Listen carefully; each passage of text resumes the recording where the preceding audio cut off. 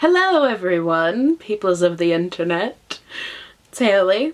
I'm really hyper because I've had a lot of coffee today because I got barely any sleep last night and now I had class all day. That wasn't a sentence that made sense, but I'm going to be doing a spoiler-free review of The Strange and Beautiful Sorrows of Ava Lavender by Leslye Walton. Yay! So I'm super behind on filming reviews and I decided that I would film this one. I don't know why my voice is doing that. I'm gonna make it stop. But yeah, I loved this book, so I figured what better way to kick off my reviewing video-a-thon thingy than start with a book that I absolutely loved. So this book was actually my first read of 2015, and what a way to kick it off. I loved this book. I thought it was so fantastic. Everything about it. Oh my god. Okay, but first I'm going to give you a little synopsis. That. Yeah? Okay.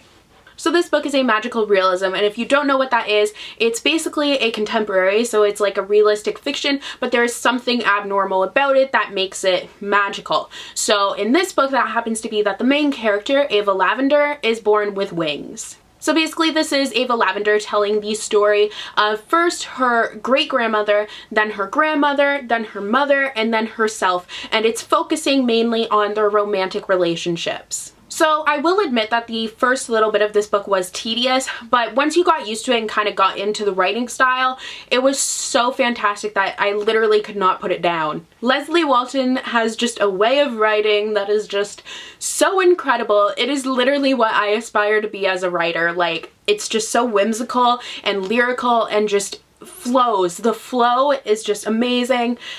Oh my god, it was so fantastic. Now the fact that it tells the story of the great-grandmother and then the grandmother and then the mother and then herself, you would think that would be a little bit tedious, but it really wasn't. It really made me feel like I knew these characters personally, and it made them seem like very, very real to me. And that's kind of hard to do with a magical realism because you do have this magical element, but it felt normal to me. I mean, I wasn't really that taken aback by it. Oh, I don't have words.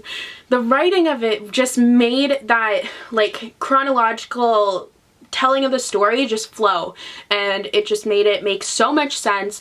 You understood everything that was happening because of the fact that you knew, like, you knew what happened to the grandmother and then you knew what had happened to her relatives, so you felt like you knew all of them, and it just made for such an interesting read. So the things that happened in this book were so weird and the characters were so weird that it really made you kind of have to step outside of yourself and your conscience to be able to kind of connect to the characters and really fully appreciate the story. But the way that it was written just made that so easy, and it kind of seamlessly happened without, I didn't even realize I was doing it until I kind of realized that there is real life outside of the pages of this book, and I was like, where did this come from? When did this happen?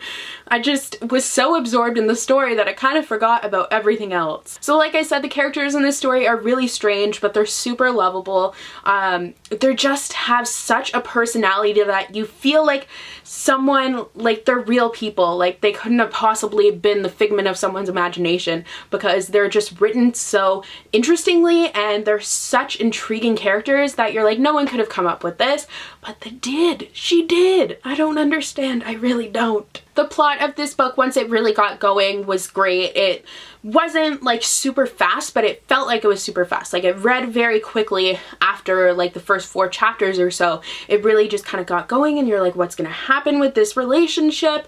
And the fact that it focused on the romance of it, like the kind of tagline for this book is love makes us fools. Love makes us such fools, something like that. And it's a perfect tagline because it's all like, a lot of it is surrounding the romantic relationships and how it kind of changes your perception of everything and how you're so blinded by love that you don't really see past it. And it really drove the moral home. Like, the book just, you could get that moral even if you didn't know that that was like the tagline of the book. You would understand that, wow, all these romantic relationships, like, they messed a lot of things up and these people were stupid. Like, how could you not see what was happening? Oh god, it was just so good. I'm having so much trouble articulating my thoughts. I'm sorry if this review is bad. I just loved this book so much. So I think I'm gonna just end it here because I really just can't say anything else. You just need to pick up this book. It was so fantastic. I gave it 5 out of 5 stars, and it is actually a new all-time favorite of mine. I just definitely recommend it to everyone. Just read it. This review has been so bad, but I hope you enjoyed it. And I will link the Goodreads page down below, as well as the book depository link to buy this book if you wanted to. I highly recommend it. And yeah, that's gonna be all for today, so I will see you in the next video. Bye! What the hell was that? Oh god, bye!